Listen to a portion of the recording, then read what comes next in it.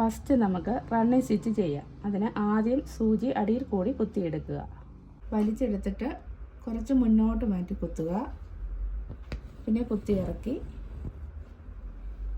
പിന്നെയും അടിയിൽ കൂടി ശകലം ഗ്യാപ്പ് ഇട്ട്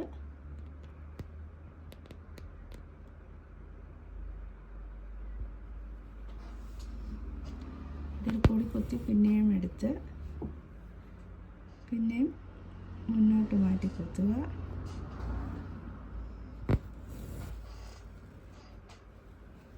കുത്തി ഇറക്കി പിന്നെയും അടിയിൽ നിന്ന് മുകളിലോട്ട് കുത്തിയെടുക്കുക. പിന്നെയും കുത്തി ഇറക്കി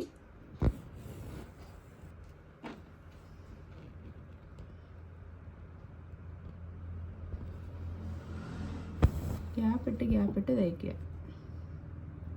അതാണ് റണ്ണിങ് സ്റ്റിച്ച്. നമുക്ക് ആവശ്യമുള്ളിടം വരെ തയ്ച്ചെടുക്കുക.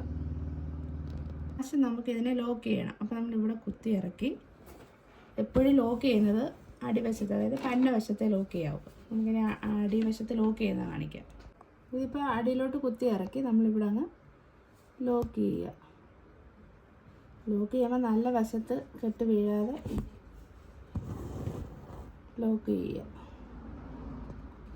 നമുക്ക് നൂല് തീരുമ്പോഴും ഇതുപോലെ എപ്പോഴും അടിവശത്ത് കുത്തി ഇറക്കി 2 പ്രാവശ്യം ഇങ്ങനെ അങ്ങ് കെട്ടിയിട്ടാൽ മതി. അത് ലോക്കായി. ഇനി നമുക്ക് ഇത് കട്ട് ചെയ്ത് മാറ്റാം.